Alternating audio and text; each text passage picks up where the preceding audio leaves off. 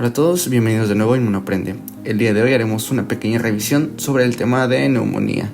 Vamos a abordar cosas desde su definición, la clasificación de neumonía, la presentación clínica, cómo realizaremos su diagnóstico y si nos da tiempo vamos a ver el tratamiento de esta misma, para no alargar mucho el video. Entonces, vamos a ver, antes que nada, pues me gustaría invitarte a obtener tu suscripción en mi Patreon, donde podrás encontrar todas las diapositivas, tanto en formato PDF como en formato PowerPoint, para que puedas estudiar cada tema más a fondo de todos los videos que he subido hasta ahorita a mi canal. Entonces, no pierdas más tiempo y ve a suscribirte. Sin más por el momento, empecemos con el video.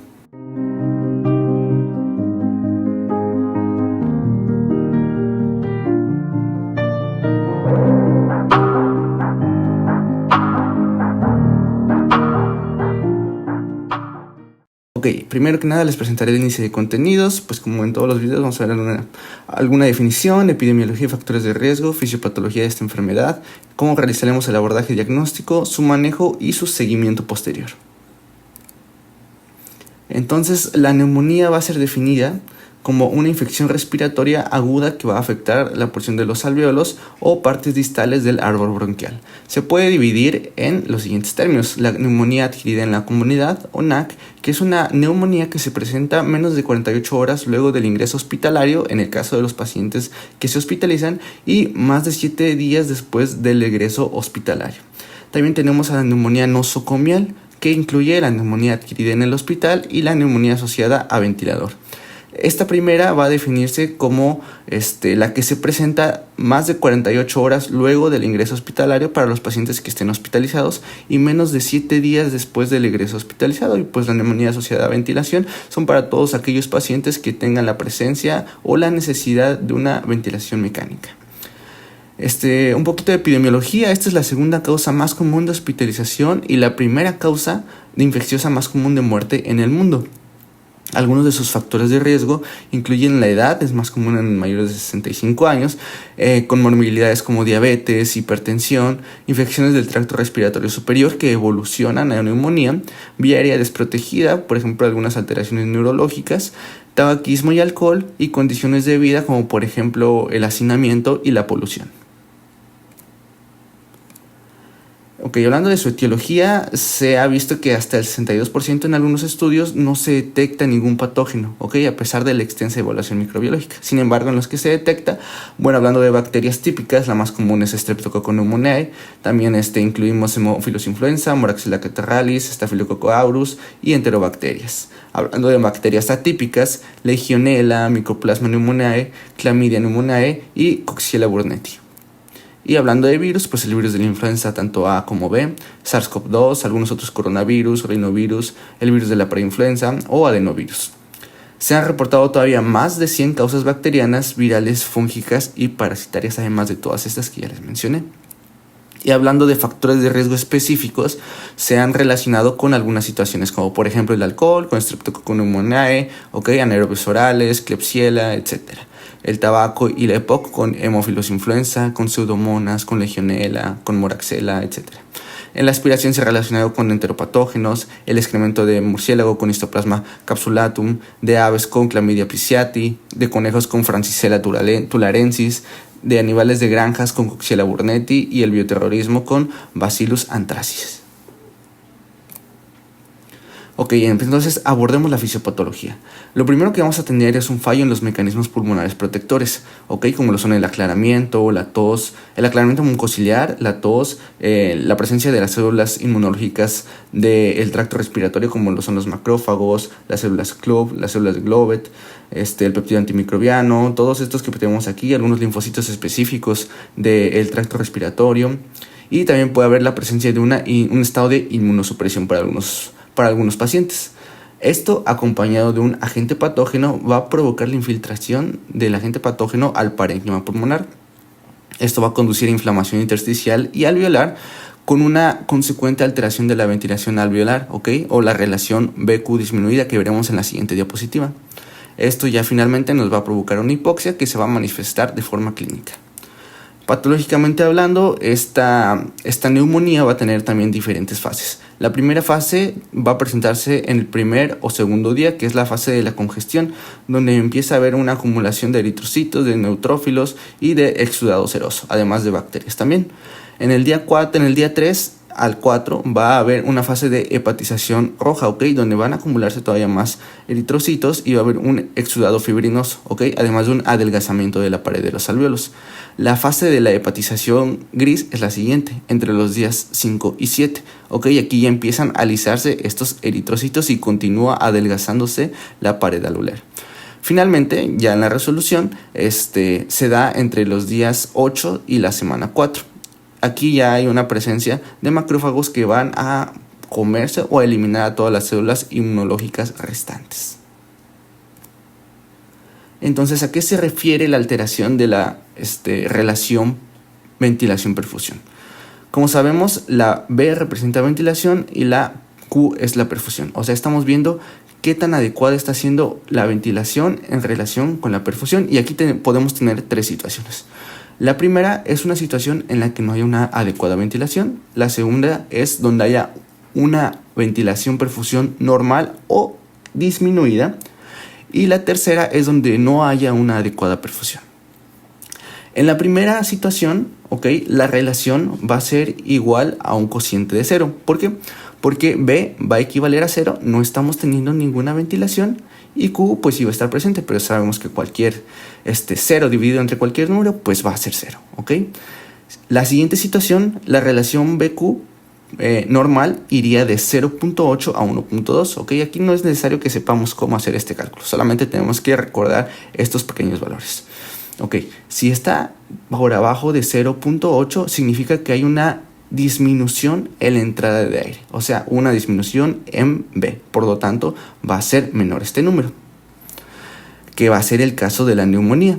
Y la última situación va a ser en la que Q sea 0, que no esté habiendo una adecuada perfusión, pero B puede ser normal, Entonces aquí esta situación va a tender a infinito. ¿Por qué? Porque cualquier número dividido entre 0 pues es infinito, como sabemos matemáticamente.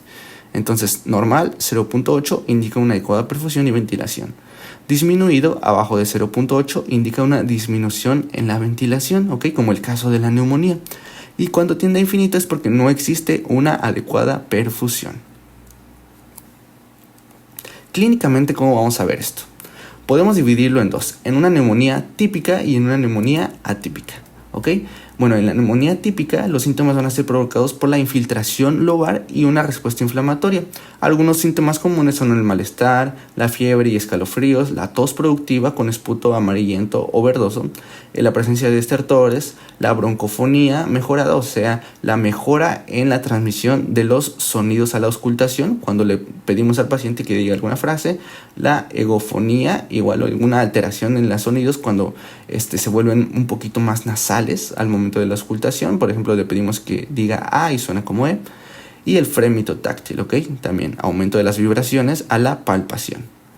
También puede haber una matidez localizada durante la percusión, taquipnea o disnea, dolor pleurítico, puede estar a menudo acompañado de derrame pleural y dolor que puede irradiar al abdomen o a la región epigástrica. La tríada considerada como clásica para la neumonía pues es tos, disnea y el dolor de pecho. Y todos estos síntomas que les mencioné, hablando tanto de la percusión, de la auscultación, se integran en un síndrome de condensación o de consolidación pulmonar.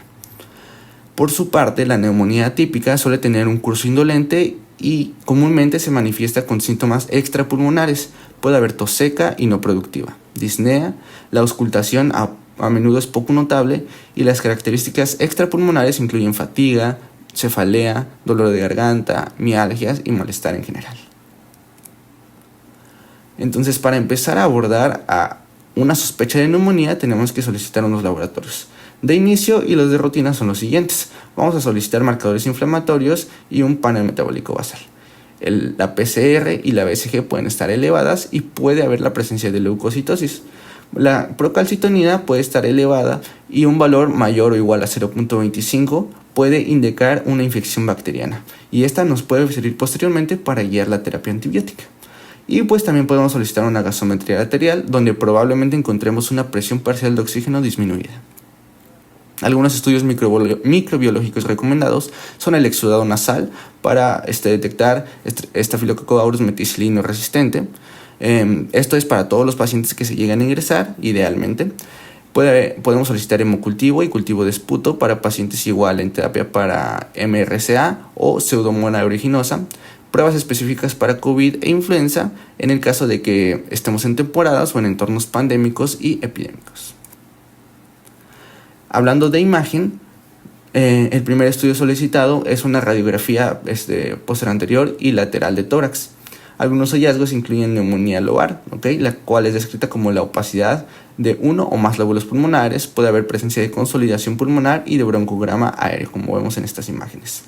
En caso de neumonía típica o intersticial, puede haber opacidad difusa, consolidación puede estar ausente o puede ser mínima. Y puede existir derrame paraneumónico, que son zonas de derrame pleural acompañadas de consolidación, como podemos ver en esta imagen.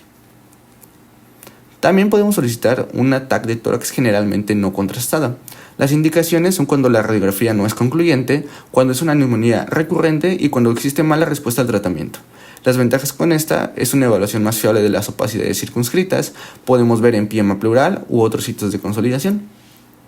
Como por ejemplo aquí, en este caso podemos ver la presencia de empiema.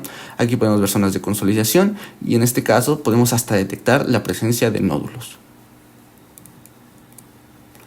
Algunos otros estudios, en el caso de que exista un derrame pleural, podemos realizar un estudio de toracocentesis. La indicación es cuando existe un deterioro respiratorio severo o cuando la etiología del derrame sea desconocida. El procedimiento, es básicamente que el paciente está en una posición de declive, la punción va a ser en la línea media escapular o axilar posterior en el séptimo espacio intercostal por encima de la costilla inferior, Y vamos a utilizar los siguientes criterios para detectar la etiología de este derrame, que puede ser un trasudado o puede ser un exudado. Y estos criterios son conocidos como criterios de Lai. ¿Qué necesitamos para estos criterios? La relación LDH pleural con LDH del suero, la relación proteínas pleurales con proteínas del suero, el LDH en líquido pleural, Y estos son los valores para considerar un trasudado o un exudado. ¿Cuál va a ser algunos ejemplos de etiologías para trasudado? Insuficiencia cardíaca, cirrosis o hipoalbuminemia. Y para exudado, tuberculosis puede ser de origen maligno o artritis reumatoide, por mencionar algunos ejemplos, no son todos. ¿Y cuál va a ser la explicación o el origen de esto? Para el caso del trasudado va a ser provocado por un desequilibrio en las presiones hidrostáticas. Esto en general para todas las patologías. Y para el exudado va a ser provocado por una respuesta inflamatoria y por vasodilatación. Lo siguiente que tenemos que realizar, ya que detectamos una neumonía y ya que hicimos la integración diagnóstica, son los puntajes de severidad para esta misma, para ver qué manejo se le va a dar, el cálculo de la mortalidad, etc. Entonces, uno de los más importantes es el PSI, o también conocido como Port Score. Entonces vamos a hacer un pequeño acercamiento para ver qué características evalúa el PSI. Las características que evalúa va a ser características demográficas, comorbilidades. Vamos a incluir hallazgos de la examinación física y de la sintomatología y hallazgos de laboratorio. Y nos lo va a clasificar de acuerdo al riesgo en bajo, medio y alto. Y vamos a tener 4 clases. Desde 1 hasta la clase 5. Las primeras 3 clases van a ser de riesgo bajo. La cuarta clase ya va a ser de riesgo medio. Y la quinta clase va a ser de riesgo alto. Otro puntaje igual muy conocido es el CURB 65, que incluye tanto sintomatología como el uso del BUN o del urea. Entonces, dentro de la sintomatología, la confusión tenemos un punto, el BUN mayor a 19 tenemos otro punto, frecuencia respiratoria mayor a 30 tenemos otro punto, presión arterial sistólica otro punto y la edad mayor a 65 años un punto más. Aquí nos dice igual el riesgo de mortalidad y la disposición para el paciente. En el caso de tener de 0 a 1 punto, el riesgo es de 1.5 y la disposición, es un manejo ambulatorio. Con 2 puntos, el riesgo aumenta a 9.2 y ya se admite al paciente para observación intrahospitalaria. Y con mayor a 3 o igual a 3, el 22% de mortalidad se incluye y ya los pacientes se admiten hospitalariamente y se empieza a considerar el uso de una unidad de cuidados intensivos con un puntaje de 4 a 5. El CRB 65 es muy parecido al CURB, solamente con la ausencia de la urea. Y bueno, aquí están los sitios de atención. El manejo ambulatorio va a ser para pacientes con PCI clase 1, 2 o 3, o sea, ya con un riesgo bajo, o con CURP 65 de 0 o 1. El manejo intrahospitalario va a ser con un PCI mayor a 3, con CURP 65 de 2 o más. Y la UCI va a ser en presencia de cualquiera de los dos criterios mayores de la ATS o de la ITSA, que vendrán en la siguiente diapositiva. Ok, pero que ya se los menciono aquí. Son el soporte vasopresor necesario para el shock séptico y el requerimiento de ventilación mecánica asistida, o dos criterios menores de esta misma clasificación de la ATS o de la ITSA. Entonces, aquí vamos a ver primero que nada los que mencioné anteriormente. Los criterios mayores de ATS o ITSA es necesidad de ventilación mecánica invasiva o necesidad de vasopresores para shock séptico. Y estos son los criterios menores, igual que nos mencionan: una páfina menor a 250, confusión, nivel elevado de Boone mayor a 20, frecuencia respiratoria mayor a 30, infiltrados multilobares, leucopenia menor a 4000, trombocitopenia menor a 100.000 e hipotermia. También tenemos otra clasificación, otro puntaje de severidad, que es el SmartCoP, ¿ok? Que ya no lo mencionaremos para no alargar más este video, pero que tiene diferentes factores que también incluyen desde la presión sistólica, la presencia de condensaciones multilobares en la radiografía de tórax, hipoalbuminemia, frecuencia respiratoria, etc. Y aquí también nos puede dar un riesgo desde bajo, moderado, alto y muy alto. Y finalmente, el SCAP nos va a predecir la mortalidad hospitalaria, la necesidad de ventilación mecánica y el riesgo de shock séptico. Tiene criterios mayores que incluyen el pH y la presión arterial sistólica, y criterios menores que incluyen la confusión, el Boone, la frecuencia respiratoria, la presencia de condensaciones multilobares, la presencia de presión parcial de oxígeno o PAFI igual menor a 250 y la edad, ¿ok? También tenemos grupos de riesgo desde 0 a 1 con bajo riesgo, de 2, el grupo 2 de riesgo intermedio y de 3 a 4 de alto riesgo. Entonces, ya en forma de algoritmo vamos a revisarlo para que se nos quede un poquito mejor la información. Primero que nada vamos a tener síntomas respiratorios típicos de la neumonía, ¿ok? Una sospecha de neumonía que puede ser típica o atípica dependiendo de su presentación. Vamos a realizar una historia clínica detallada para descartar factores de riesgo generales y específicos.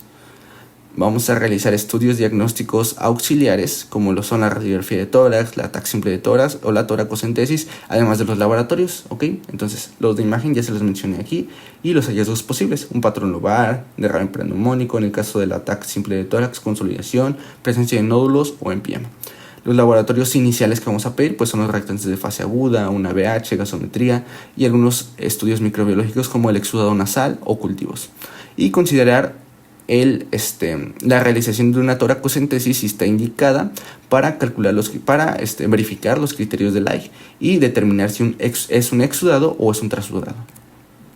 Lo siguiente que realizaremos es asignar un puntaje de severidad y de mortalidad. Y ya mencionamos los que vimos en las diapositivas anteriores: el PCI, el CURP 65, CRB 65 o el de la ATS-ITSA. Dependiendo del puntaje de severidad es el lugar que vamos a determinar para el manejo. Manejo ambulatorio para un PCI 1, 2 o 3, el CURP 65 con 0 a 1. Manejo intrahospitalario para un PCI mayor a 3, un CURP 65 de 2 o más.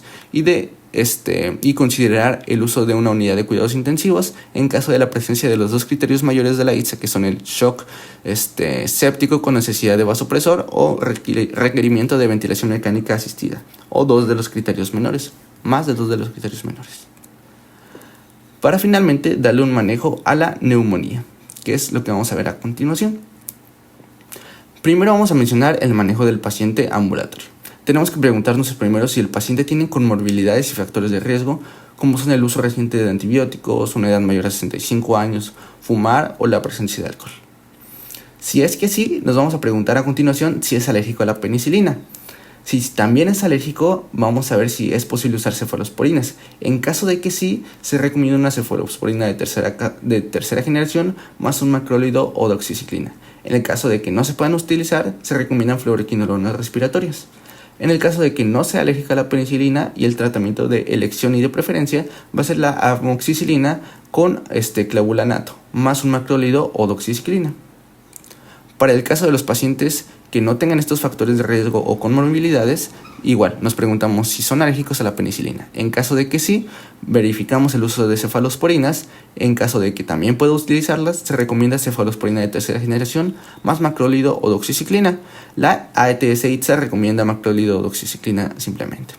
En caso de que no se puedan utilizar cefalosporinas, se recomienda quinolona respiratoria, ¿ok? Y la ATS-ITSA sigue con su misma recomendación. En el caso de que no sea alérgico a la penicilina, también se recomienda el uso de amoxicilina y macrolido o doxiciclina como primera elección, y la ATS-ITSA recomienda amoxicilina simplemente. ¿Cuál va a ser la duración del tratamiento? Aproximadamente se recomiendan 5 días. Sin embargo, se tiene que asegurar uno de que todos los pacientes ya hayan mejorado en la terapia y estén afebriles durante al menos 48 horas antes de suspender los antibióticos. Ok, y esta es la tablita donde podemos ver la dosificación de algunos medicamentos, de las clases de medicamentos, algunos medicamentos recomendados y su dosificación oral. ¿De acuerdo? Tómenle un screenshot y guárdenlo para estudiarlo después y tenerlo a la mano en caso de que les llegue algún paciente.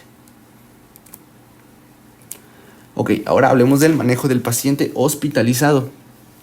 En el caso de estos pacientes, tenemos que preguntarnos primero si tiene alergia a los betalactámicos que impide el uso de cefalosporinas, de penicilinas o de carbapenémicos.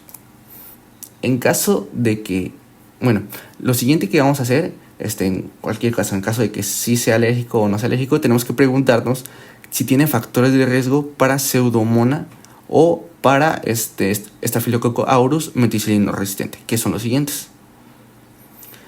Factores de riesgo fuertes son factores que generalmente justifican el tratamiento empírico con antibiótico, ¿ok? Sin importar la gravedad. Para el MRSA es la colonización conocida por MRSA, infección previa por MRSA, detección de Coccus gram positivos en racimos en una tinción gram de buena calidad, y otros factores que deberían levantar sospechas de MRSA son hospitalizaciones recientes o uso de antibióticos en hospitalizaciones recientes en los últimos 3 meses de forma intravenosa, enfermedad similar a la gripa o a la influenza recientemente, neumonía necrotizante o cavitaria, empiema, la presencia de inmunosupresión y factores de riesgo para colonización incluyendo enfermedad renal terminal, condiciones de vida abarrotadas como el encarcelamiento o hacinamiento, el uso de drogas inyectables, deportes de contacto también se consideran, y hombres que tienen relaciones con otros hombres. Para el caso de la Pseudomonas, los factores fuertes, o sea que ya justifican el tratamiento empírico con antibiótico, es la colonización conocida por Pseudomonas, infección previa por Pseudomonas, detección de varillas gram negativas en una mancha de gram, en una tinción de gram de buena calidad, y hospitalizaciones recientes con recepción de antibióticos IV 3 meses anteriores. Y los que deberían empezar a levantar sospechas son hospitalizaciones recientes o estancia en un centro de atención de largo plazo, uso reciente de antibióticos de cualquier tipo, exacerbaciones frecuentes de EPOC que requieren el uso de glucocorticoides y o antibióticos, otras enfermedades pulmonares estructurales como bronquiectasias o fibrosis quística e inmunosupresión. Regresemos a nuestro algoritmo. Estábamos hablando que el manejo para el paciente hospitalizado primero depende si es alérgico a los betalactámicos y dependiendo de los factores de riesgo que tenga. Entonces, si es alérgico, determinamos los factores. Si tiene factores para ambos, tanto para Pseudomonas como MRSA, se da un antibiótico anti-MRSA, que ya veremos en una tablita que tenemos aquí, más levofloxacino, más Astronam, que es un monobactámico, y también agregamos aminoglucósico, o sea, son los 4. Si tiene factor de riesgo para Pseudomonas, únicamente damos levofloxacino más Astronam más aminoglucósidos.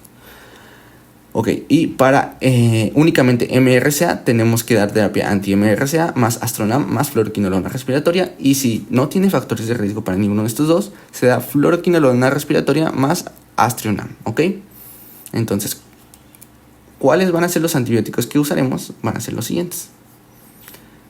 Clases de antimicrobianos recomendados: en el caso de anti-MRSA va a ser la vancomicina, el inesolid, de aminoglucósidos, gentamicina o tobramicina, de fluoroquinolonas respiratorias, levofloxacina o moxifloxacino, de fluoroquinolonas antipseudomónicas, ciprofloxacino o levofloxacino, beta-lactámicos, antineumocósicos, piperacilina, tazobactam, cefacidimen, imipenem, meropenem o cefepime.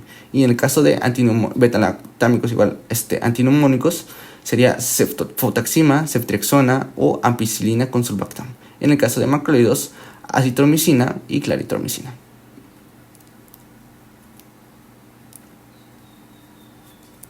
Finalmente, la duración del tratamiento va a realizarse hasta que el paciente haya estado afebril y clínicamente estable durante al menos 48 horas y por un mínimo de 5 días. ¿Okay? Los pacientes con infecciones leves generalmente requieren de 5 a 7 días de terapia. Los pacientes con infecciones graves o con comorbilidades crónicas generalmente requieren de 7 a 10 días de terapia. Eso fue para los pacientes con alergia a los beta-lactámicos, ¿ok? Ahora veremos los que no son alérgicos a los beta-lactámicos, que es este algoritmo que tenemos aquí. De igual manera, si no son alérgicos a los beta-lactámicos, evaluamos los factores de riesgo para Pseudomonas o para MRSA. Si tiene factor de riesgo para ambos, damos un antibiótico anti-MRSA, más un beta-lactámico antineumocócico o antipseudomónico, antineumocócico y antipseudomónico o una fluoroquinolona antipseudomónica. Si tiene factores de riesgo para Pseudomonas, damos un beta-lactámico antineumocócico o antipseudomónico más una fluoroquinolona antipseudomónica. Si tiene factor de riesgo para MRSA únicamente, tenemos dos esquemas. El de elección es un anti-MRSA más un beta-lactámico antineumocócico más un macrólido, ¿ok? Si preferimos otro basado en el uso de quinolonas, es anti-MRSA más beta-lactámico antineumocócico con fluoroquinolona respiratoria. Finalmente, si no tiene factores de riesgo para ninguno de estos dos, podemos utilizar el régimen preferido, que es beta-lactámico antineumocócico más macrólido, o el régimen alterno, que es beta-lactámico antineumocócico más fluoroquinolona respiratoria. Y de nuevo les presento los medicamentos de cada clase que les mencioné. Tómenle captura, tomen una fotito y guárdenla para cuando la necesiten en sus guardias.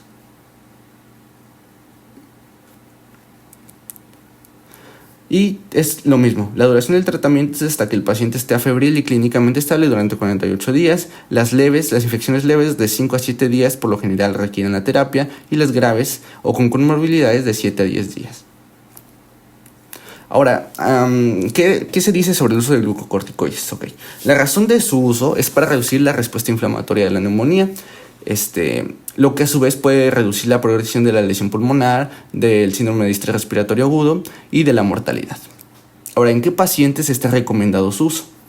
En pacientes inmunocompetentes con insuficiencia respiratoria debido a neumonía adquirida en la comunidad, que requieran de ventilación mecánica invasiva o no invasiva, o que tengan la presencia de hipoxemia significativa, es decir, una PAFI menor a 300, con un requisito de FiO2 mayor a 50%, además del uso de cánula nasal de alto flujo o de una máscara sin respiración. ¿Okay? Ahora, ¿cuál va a ser el régimen utilizado? Vamos a utilizar una infusión continua de hidrocortisona, 200 miligramos al día durante 4 a 7 días seguido de su reducción. Ahora, la decisión de esta reducción se puede dar entre el día 4 y 7 y debe estar basada en la respuesta clínica del paciente. Algunas otras consideraciones es que se debe evitar el uso de hidrocortisona en pacientes con neumonía adquirida en la comunidad causada por patógenos como influenza, tuberculosis y patógenos fúngicos, o para pacientes con hepatitis viral aguda que venga acompañada o con infección de herpes activa. Esto pues por la inmunosupresión que provoca los glucocorticoides. ¿Cómo vamos a dar el seguimiento y control de estos pacientes? Se tiene que realizar una evaluación continua. Generalmente se busca una mejora en la tos, en la producción de esputo, en la disnea y en el dolor de pecho. Objetivamente se evalúa con una resolución de la fiebre, con una normalización de la frecuencia cardíaca y respiratoria, además de la oxigenación y del recuento de leucocitos. Los síntomas y su duración se ven relacionados de la siguiente forma. La taquicardia y la hipotensión puede durar hasta 2 días, la fiebre, taquipnea e hipoxia hasta 3 días, la tos hasta 14 días, el cansancio hasta 14 días y las infiltraciones en la radiografía de tórax pueden durar hasta 30 días. Ahora, ¿qué se dice sobre el uso de la procalcitonina para la interrupción de antibióticos? Primero que nada, la procalcitonina no nos ayuda a determinar si se comienzan antibióticos, ¿ok? En algunas ocasiones se puede utilizar como complemento del juicio clínico, o sea, no solamente la procalcitonina, sino complementarlo para ayudar a guiar la interrupción de antibióticos en pacientes clínicamente estables. Generalmente se obtiene un nivel al momento del diagnóstico y se repite cada 1 o 2 días en pacientes que están clínicamente estables. Y ya determinamos la necesidad de continuar o no una terapia antibiótica basada tanto en la mejoría clínica como en los niveles de procalcitonina en serie. Y cuando consideramos el alta, bueno, esta va a ser apropiada cuando el paciente está clínicamente estable, puede tomar medicamentos orales y no tiene problemas médicos activos, así como aseguramos un entorno seguro de atención continua. Ok, también se menciona en el algoritmo de UpToDate algunas imágenes de control, ok. Pues ahí refiere que las guías de la ATS y de la ITSA no recomiendan las imágenes de control en pacientes que se recuperaron menores a 5 o no más de 7 días de terapia. Sin embargo, en el algoritmo nos lo incluyen y se los menciono. En pacientes que se han recuperado en 5 a 7 días y que no tienen complicaciones, tenemos que preguntarnos si durante sus radiografías había hallazgos iniciales que sugirieran cáncer, como presencia de masa o nódulos, linfadenopatía hilar o mediastinal o neumonía obstructiva. Si es que sí, se recomienda un ataque de tórax en 4 a 8 semanas basada en la sospecha de malignidad. Principalmente las imágenes de control son por esto, para descartar y para hacer un tamizaje de cáncer de pulmón. Si es que no, vamos a preguntarnos si el paciente tiene criterios para tamizaje de cáncer pulmonar, como edad de 50 a 80 años, que sea fumador por más de 15 años, con más de 20 paquetes al año. Si sí los tiene, lo mismo, se recomienda un ataque de tórax después de las 8 semanas de la resolución de la clínica de la enfermedad. Si es que no tiene criterios, pues no se requiere el seguimiento por imagen. Ok, y con esto concluimos el tema. Sí fue un poquito extenso, pero creo que les sirvió mucho y estuvo muy completo, la verdad. Entonces, si quieren profundizar más en este tema, aquí están los artículos que utilicé. Es la revisión de UpToDate de neumonía adquirida en la comunidad en los adultos y el primer de neumonía de Nature. Para finalizar, pues los invito a adquirir las tarjetas de Inmunoaprende. Son tarjetas muy accesibles y les van a servir para estudiar, principalmente para los estudiantes de medicina que están en los primeros años de la carrera, ¿ok? No son muy caras y las pueden encontrar en mi Patreon personal. Muchísimas gracias por ver este video, espero les haya gustado, espero les haya servido, espero que los algoritmos sean de su total comprensión y si les gustó, pues los vuelvo a invitar a que lo compartan con sus compañeros, con sus amigos de la facultad, de la universidad y que ellos pues también puedan conocer un poquito acerca de neumonía, si están en el internado, pues ver cómo se da el manejo y para posteriormente en su estancia como médicos generales puedan hacerlo de una manera correcta o referirlo en su necesidad a un especialista, al neumólogo.